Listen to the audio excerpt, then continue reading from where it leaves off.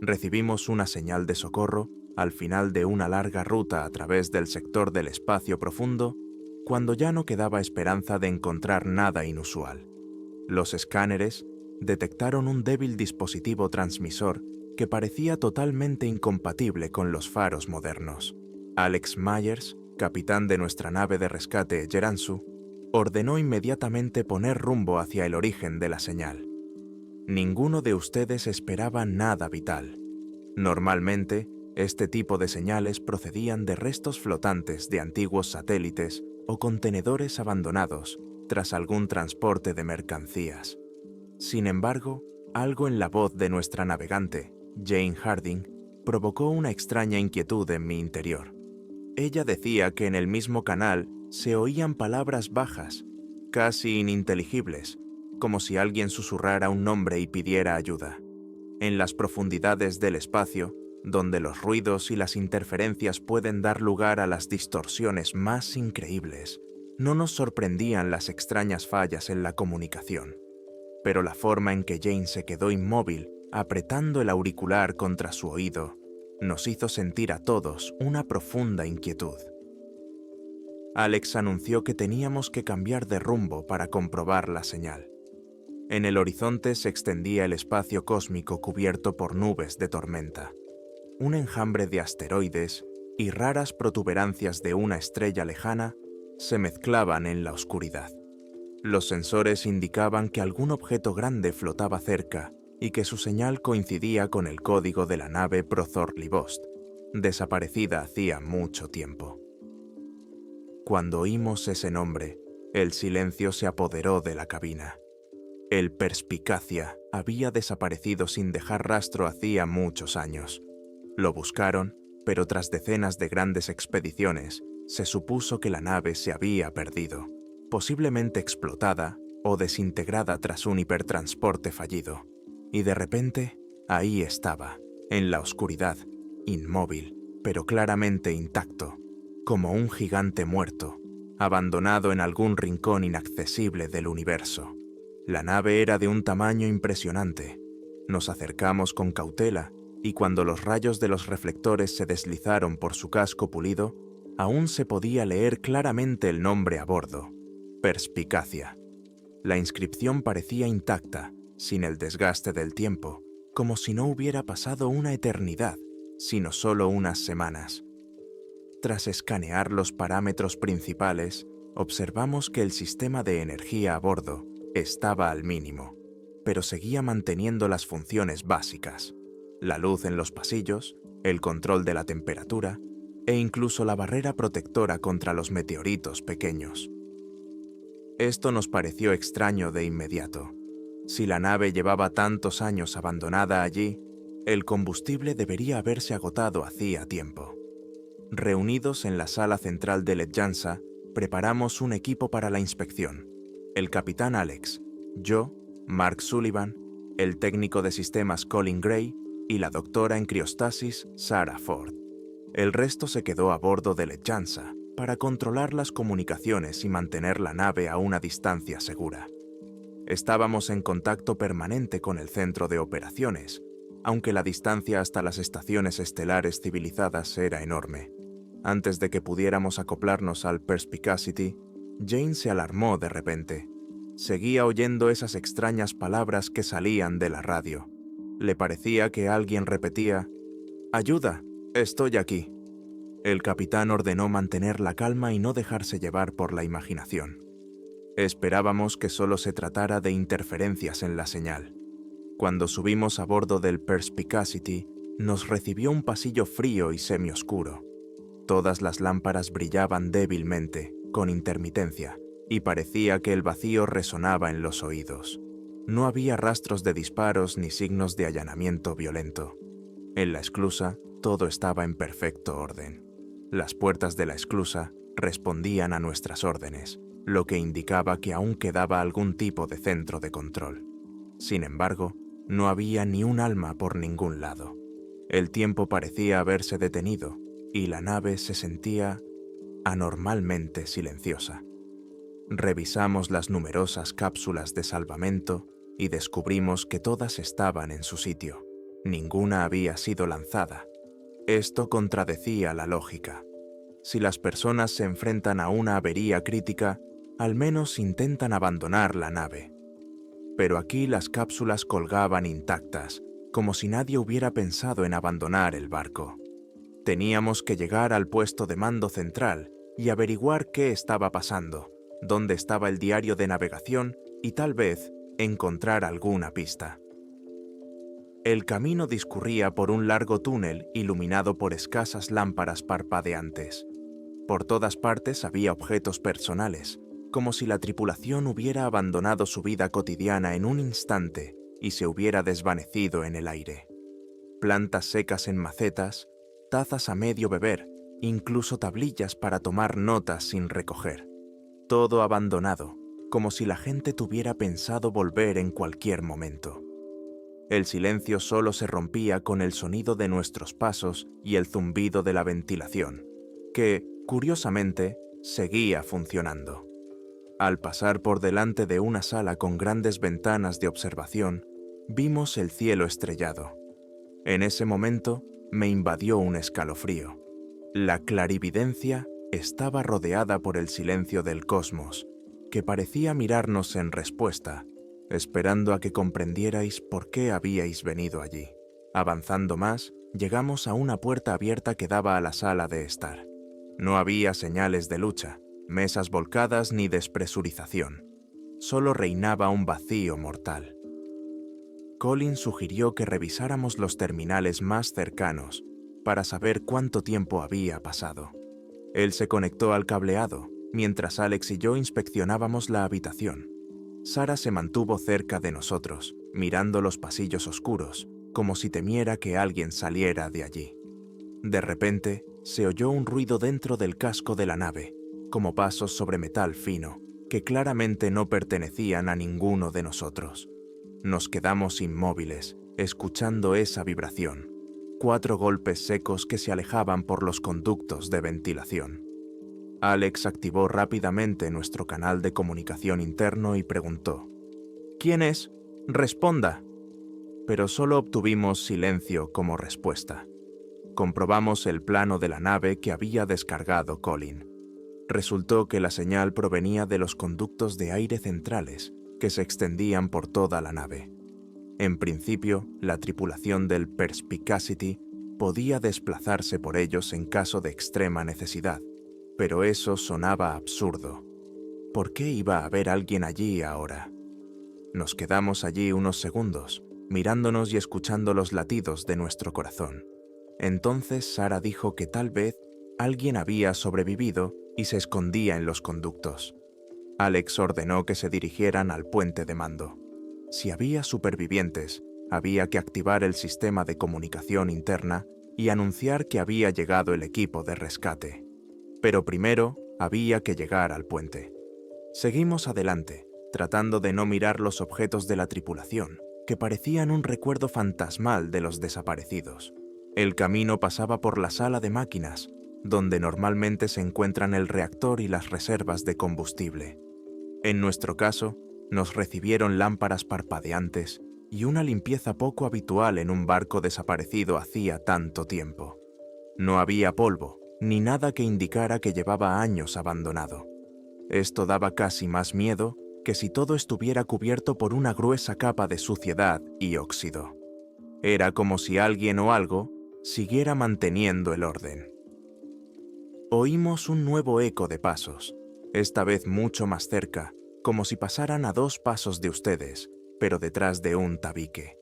Colin maldijo y se abalanzó hacia la puerta lateral, pero en el estrecho pasillo no había nadie. Solo quedaba un ligero olor a ozono y un extraño silbido procedente de las tuberías. Por fin llegamos a la sala de control. Todas las pantallas estaban en modo de espera. La mitad no respondía a nuestras pulsaciones, pero el panel central brillaba con una luz tenue.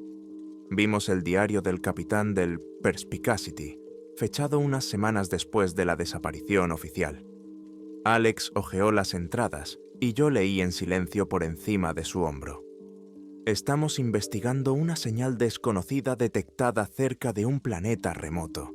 La tripulación está en alerta. Todos oyen ruidos extraños por las noches. La siguiente entrada nos dejó impactados. Uno de los tripulantes ha desaparecido. La nave está bloqueada. Parece una maldición. Estamos tratando de localizar el origen. Colin, el nombre en el diario era otro, pero nos dimos cuenta. Ha detectado movimiento en los conductos de ventilación, pero los sistemas de seguridad no lo reconocen. Las últimas palabras se perdían en una serie de distorsiones digitales, como si alguien hubiera borrado o reescrito parte del registro. La frase final, "está aquí, no está solo". Alex apenas tuvo tiempo de echarse hacia atrás cuando el sistema de comunicación empezó a chirriar de repente, mostrando un parpadeo indescifrable en la pantalla. Oímos una respiración suave y un susurro asustado. "No se acerquen, escóndanse". Luego, la señal se interrumpió. Sara intentó volver a abrir el canal, pero fue en vano. Nos miramos sin entender quién podía ser. Después de todo, oficialmente toda la tripulación del Perspicacity estaba dada por muerta. Pero si alguien había sobrevivido, ¿o era algo más? Anunciamos por megafonía que llegábamos con intenciones pacíficas y pedimos a los supervivientes que se pusieran en contacto con nosotros. En respuesta, solo se oyó un eco de interferencias sibilantes. De repente, se oyó un ruido inquietante por los altavoces, similar al gruñido de un animal, que se convirtió en un susurro. Duró un par de segundos y desapareció.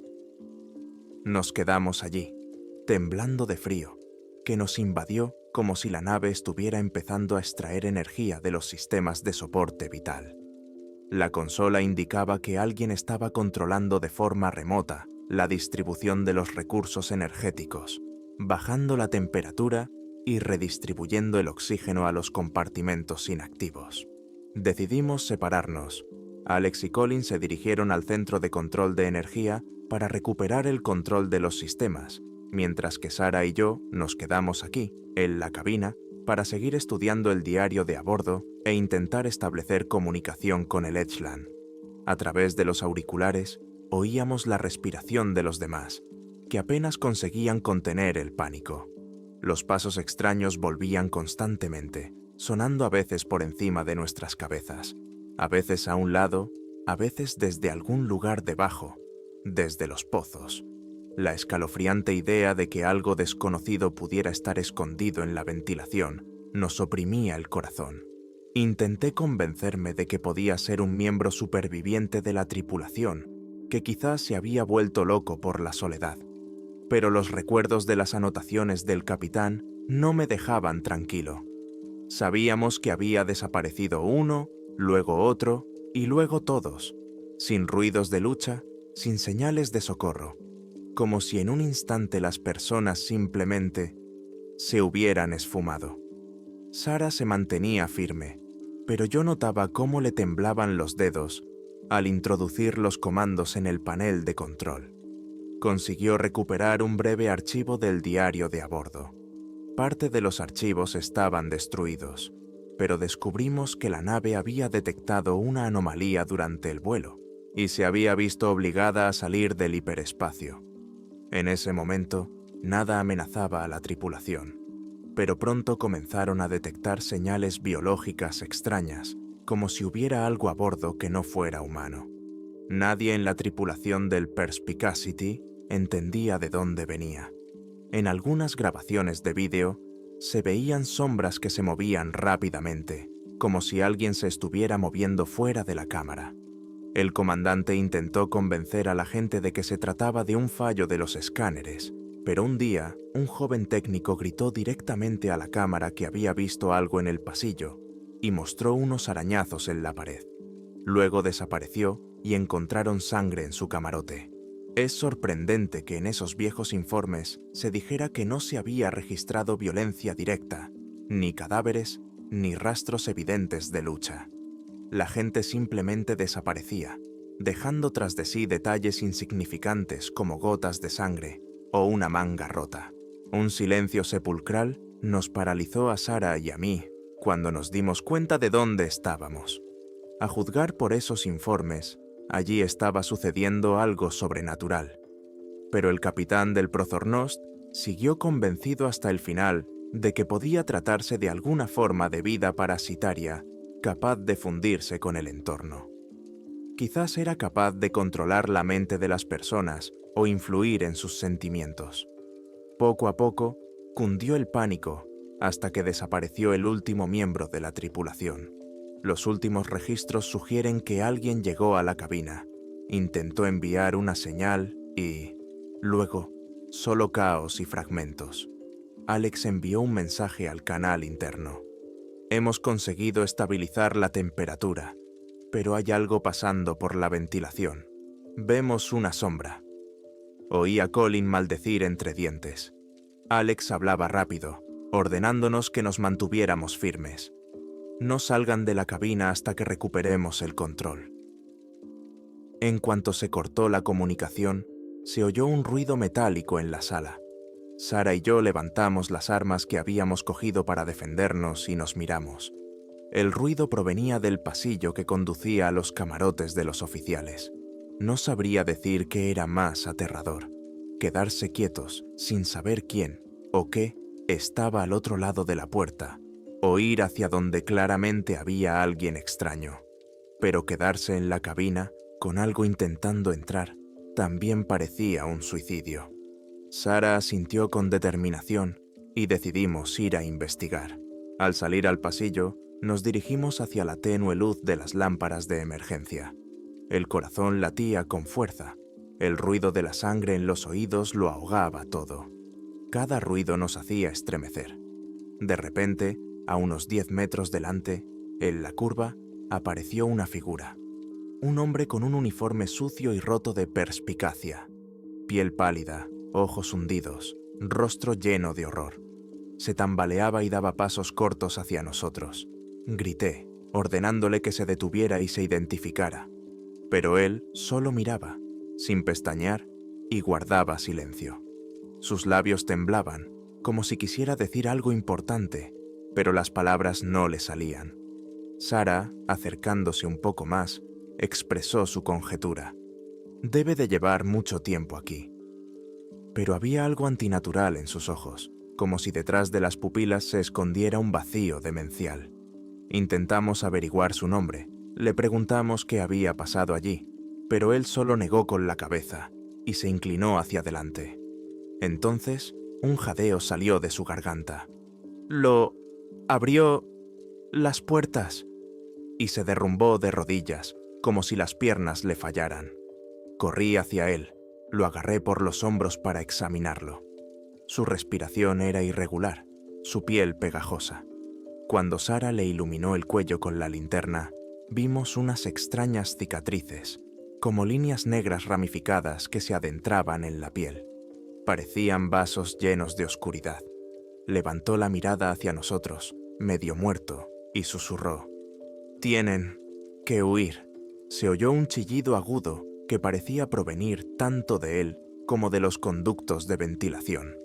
Oímos un ruido arriba, un chirrido metálico, golpes rápidos, y de repente una sombra oscura se deslizó por la pared, apareciendo y desapareciendo rápidamente en la esquina del pasillo. En ese mismo instante, el superviviente se estremeció en una convulsión y sus ojos se pusieron en blanco, como si viera algo horrible detrás de nosotros. Nos dimos la vuelta, pero no había nadie. Sin embargo, los pasos en el aire parecían resonar por todas partes. El hombre volvió a gemir, me arrebató la pistola de la funda y se la apuntó a la cabeza. Intenté detenerlo, pero era inesperadamente fuerte a pesar de su debilidad. Sarah gritó cuando se oyó el disparo, y todo quedó en silencio. Su cuerpo se derrumbó en el suelo, y a mí me quedé con un zumbido en los oídos. Los ojos de Sarah brillaban de terror. No entendíamos qué podía haberlo empujado a hacerlo. Quizás temía convertirse en uno de los tripulantes desaparecidos. No sabían qué era exactamente lo que cazaba a las personas allí, pero estaba claro que estaba cerca. Oían sus pasos. Parecía que no estaba solo. nos invadió la sensación de que los conductos de ventilación estaban llenos de criaturas acechando. O tal vez era una sola cosa, capaz de llenar todo el espacio. Intercambiamos una breve mirada, y Sarah sugirió que corrieran hacia Alex y Colin, con la esperanza de que ya hubieran restablecido la energía y pudieran defenderse. Corrimos por el pasillo, iluminando el camino con las linternas. De repente, desde algún lugar debajo de ustedes, se oyó un aullido grave, como un rugido mecánico mezclado con un jadeo lejano. Pegados a la pared, intentaron moverse lo más silenciosamente posible. Pero en ese momento, Alex gritó por los auriculares: «¿Dónde están? Estamos bloqueados en la sala de distribución de energía. Colin está herido. ¡Vengan rápido!». Se notaba el miedo en su voz y la comunicación se veía interrumpida por breves interferencias, como si la propia estación no quisiera que nos oyéramos. Cuando llegamos a la sala, las puertas estaban bloqueadas. Tuvimos que rodearla por los pasillos de servicio y atravesar las compuertas de emergencia. Dentro nos recibió un olor sofocante a plástico quemado y el frío. En una de las esquinas, apoyado contra la pared, estaba Colin. Tenía una herida abierta en el hombro y la sangre empapaba lentamente la manga. Alex corría alrededor de un gran panel de control, tratando desesperadamente de introducir el protocolo de emergencia. Al vernos, corrió hacia Sarah. «Ayuda a Colin, no puedo restablecer el control». Sarah se inclinó sobre Colin y sacó un botiquín. Corrí hacia el panel para averiguar qué pasaba. Resultó que alguien había desactivado el acceso manual. Para recuperar el control, había que activar el servidor principal en el laboratorio científico. Colin, respirando con dificultad, logró decir: «Lo hemos visto. Una sombra. Se mueve rápido. Parecía que era más de una silueta, o que no tenía forma definida». Empezó a toser y Sarah intentó detener la hemorragia. Alex contaba en voz baja: «Nos atacó cuando encontramos la consola para activar la alimentación de emergencia. Se movía por el techo y luego desapareció por la ventilación. Colin logró disparar, pero no sabemos si le dio. Todos comprendimos que estábamos atrapados. Para salir, era necesario recuperar el control de las compuertas y los sistemas de navegación. Pero para ello, había que llegar a la sala de control, donde, según el diario, había comenzado todo. Nos dirigimos allí, dejando a Colin al cuidado de Sarah en esa sala más o menos segura, a la que la criatura aún no había llegado. Por el camino, Alex, sin ocultar su miedo, contó que cuando la criatura atacó, logró ver su silueta a la luz de la linterna, y su descripción no se ajustaba a ningún ser biológico conocido. Era como una sombra densa que adquiría patas o tentáculos para moverse y luego se desvanecía y se extendía como el humo. Pero ese humo desprendía una hostilidad tan antigua que parecía como si el cosmos hubiera engendrado a un depredador primitivo capaz de fundirse con la oscuridad. Como una niebla inteligente que succionaba la vida de las personas y las llevaba a la nada. La sala científica tenía un aspecto diferente al resto de la nave. Las puertas estaban selladas, pero a través de las ventanas de observación podían ver que dentro reinaba el caos. Había equipos rotos por todas partes, contenedores esparcidos, mesas volcadas. Era la primera sala en la que encontraban signos de una lucha real. Alex abrió la cerradura de emergencia, introduciendo el código de fábrica, y la puerta se abrió lentamente. Inmediatamente nos golpeó el olor a productos químicos y a muerte antigua y estancada. En el suelo yacía un brazo con un guante, retorcido de forma antinatural, pero sin cuerpo.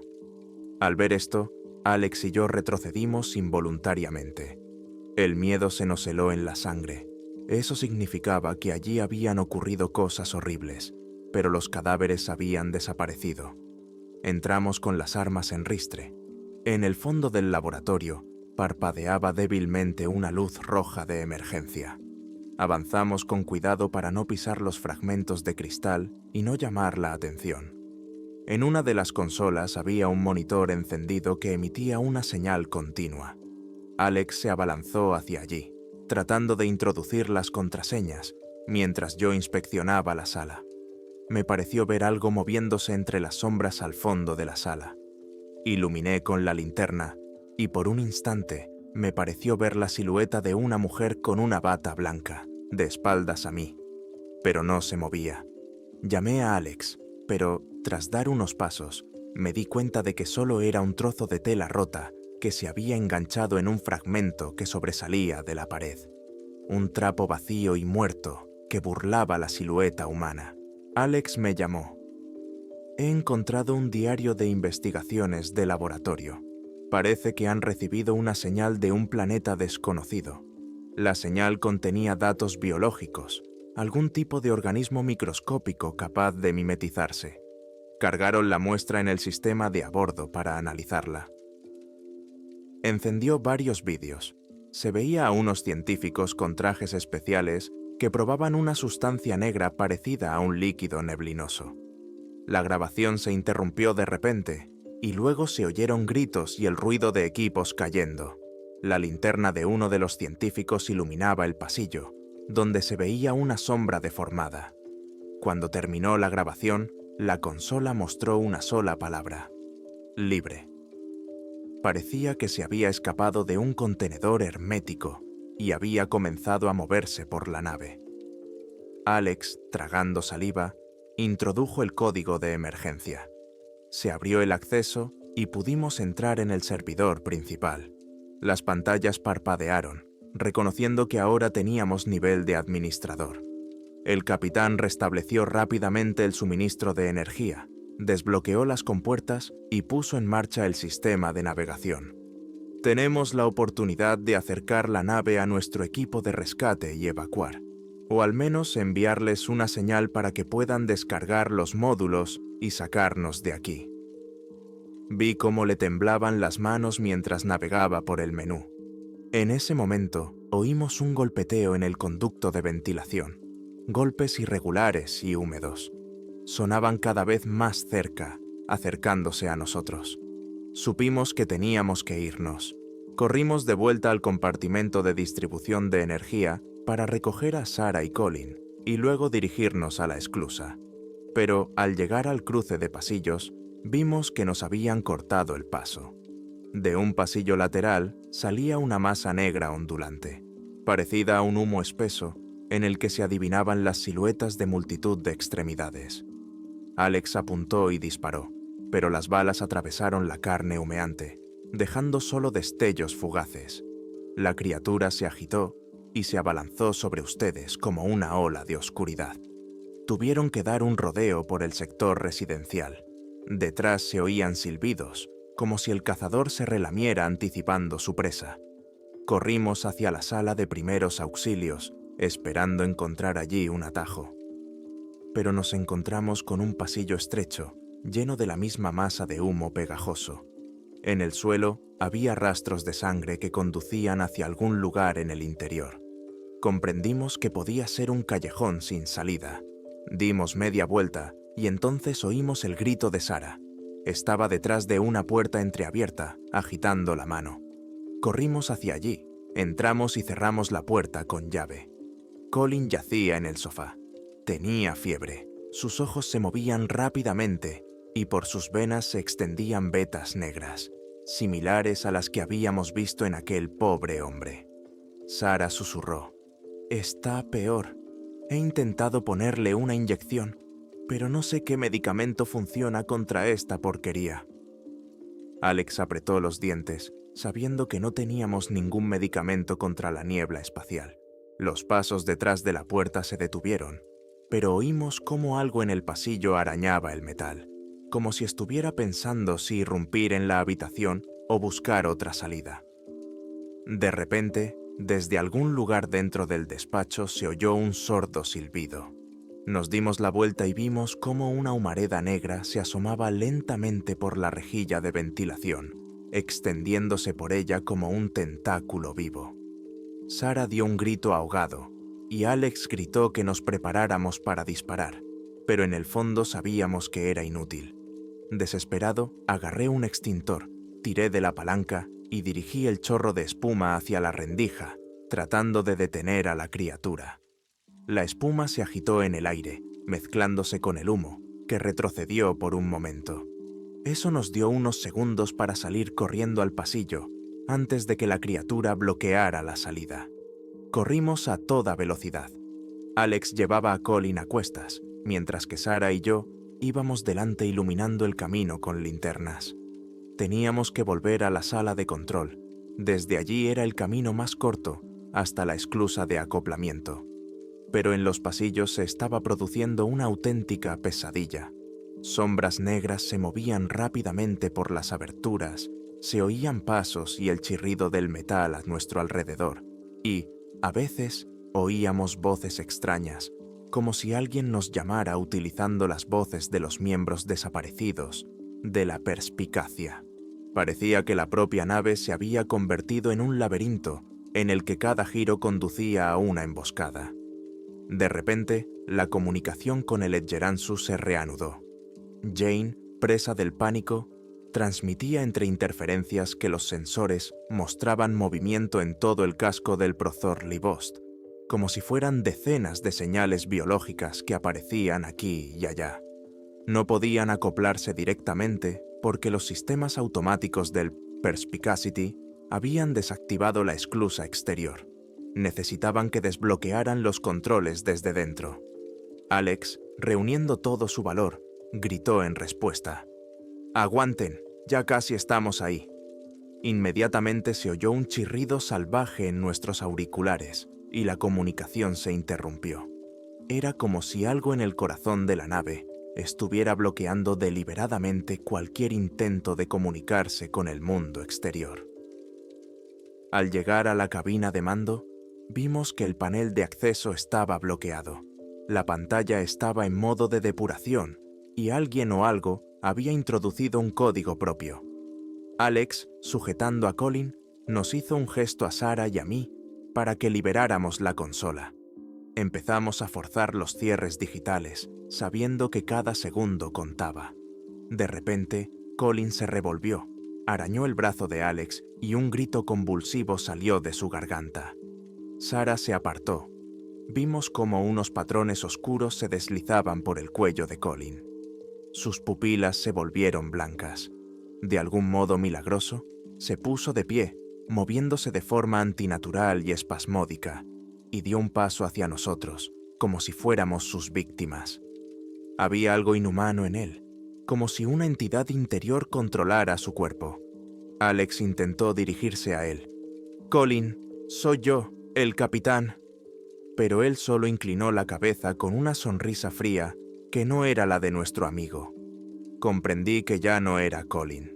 Colin se abalanzó sobre Alex y lo tiró al suelo.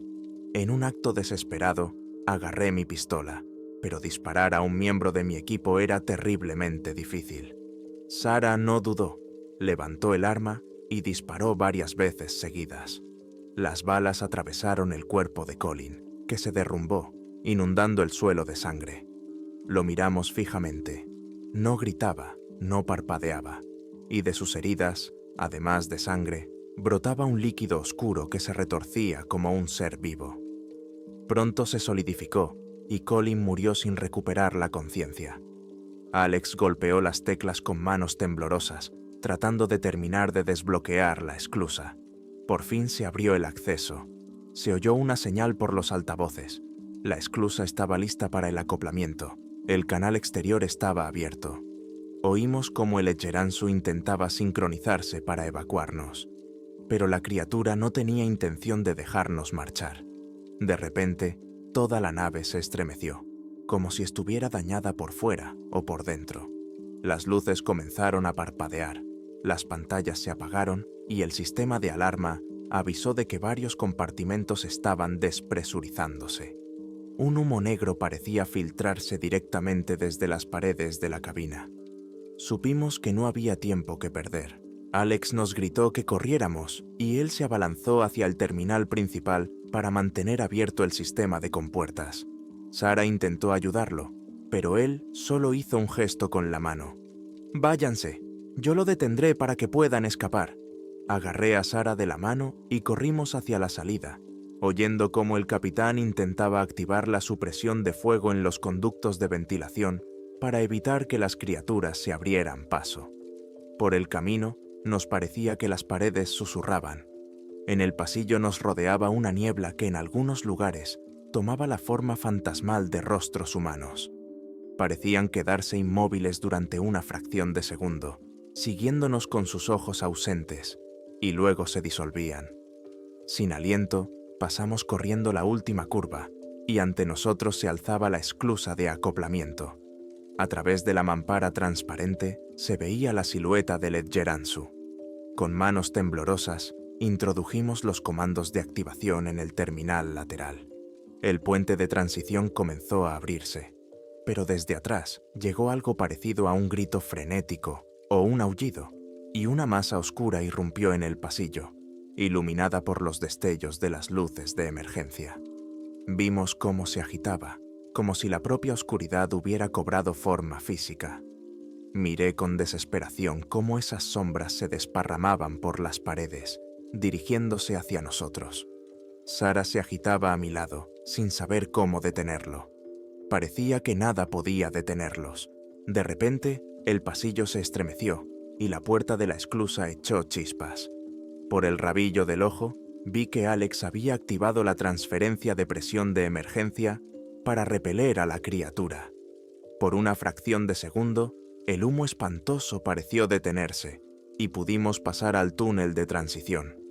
Sara, tropezando, se arrastró detrás de nosotros y la puerta se cerró tras de nosotros. En el cristal transparente quedaban unos tentáculos oscuros que arañaban desde dentro, golpeando la pared. Casi no oí mi propio grito entre el chirrido y el rugido de la alarma. Corrimos hasta la esclusa del Edgeransu, y nuestros amigos de la nave nos recogieron, tapando la escotilla. Desde el interior del Prozorlivost se oía un aullido escalofriante, como si cientos de voces gritaran al unísono. Luego hubo una explosión de chispas y nos separamos. Una vez a salvo, intenté mirar por la ventanilla. El Perspicacity seguía allí, en la oscuridad, con su casco iluminado por las luces rojas de alarma. Nadie respondía a la comunicación, ni el capitán ni nadie más. Supuse que Alex se había quedado atrás para impedir que la criatura nos siguiera. Mi mano apretaba el codo de Sara, que lloraba en silencio mirando al vacío. Nadie se atrevía a hablar. Una vez a la distancia necesaria, el Edgeransu realizó una maniobra para alejarse del maldito barco. Estaba aturdido por la adrenalina y el terror que me paralizaban. La luz de la cabina del Edgeransu era desagradablemente brillante después de las sombras del Prozorlivost. Jane se abalanzó sobre nosotros, preguntando qué habían visto, quién había sobrevivido, dónde estaba Alex. Pero no podíamos articular palabra. Solo Sara dijo en voz baja que el capitán no había regresado.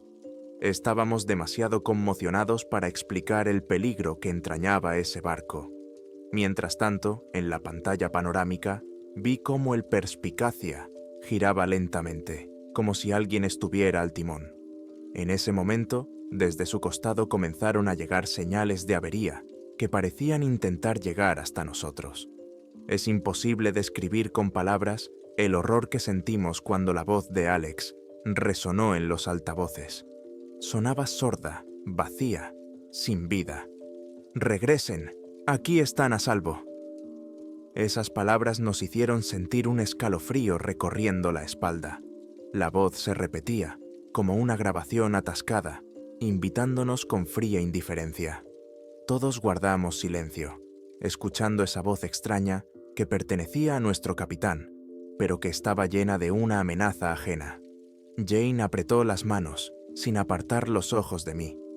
Quería oír la orden de iniciar la operación de rescate, pero yo solo negué con la cabeza. Sabíamos que Alex había muerto y que aquello era solo un engaño, una trampa tendida por una criatura. No debían ceder a ese susurro que los llamaba. Mientras se mantuvieran a distancia, las posibilidades de sobrevivir eran altas, pero si se acercaban para intentar salvar a alguien, correrían la misma suerte que la tripulación del Prozorlivost.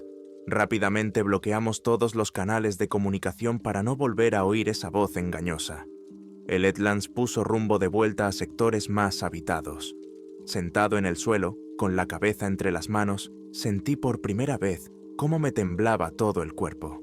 Me parecía oír pasos detrás de mí, un susurro, como si una sombra ya estuviera en nuestra nave. Pero estábamos solos, agotados y aterrorizados hasta lo más profundo de nuestras almas. Delante de nosotros, el vacío del espacio y las pesadillas que nos perseguirían durante el resto de nuestras vidas. Y entonces, de repente, sonó la alarma. Un canal que no estaba conectado a nada comenzó a abrirse espontáneamente, por encima del aislamiento, por encima de todos nuestros intentos de bloquearlo. Las pantallas se llenaron de interferencias. La voz de Alex volvió a sonar, diciendo algo en voz baja. No entendí bien las palabras, pero mi corazón comenzó a latir con más fuerza cuando capté. Pedido de ayuda. Jane intentaba desesperadamente desconectar el canal, pero la señal seguía entrando en nuestra transmisión, bloqueando nuestros sistemas. Apagué el sonido por completo, pero a través de los auriculares seguía llegando un débil chirrido, y me pareció que ahora la voz me llamaba por mi nombre.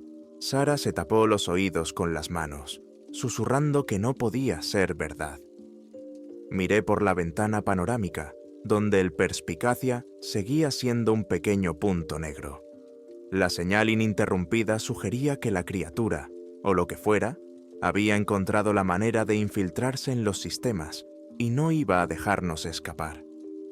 Comprendimos que el Perspicacia ya no era solo una nave abandonada, se había convertido en el hogar de algo vivo y feroz, inmortal en su búsqueda de nuevas víctimas, y nos llevamos parte de esa plaga con nosotros, al menos en forma de una voz obsesiva que ya se había infiltrado en nuestro equipo.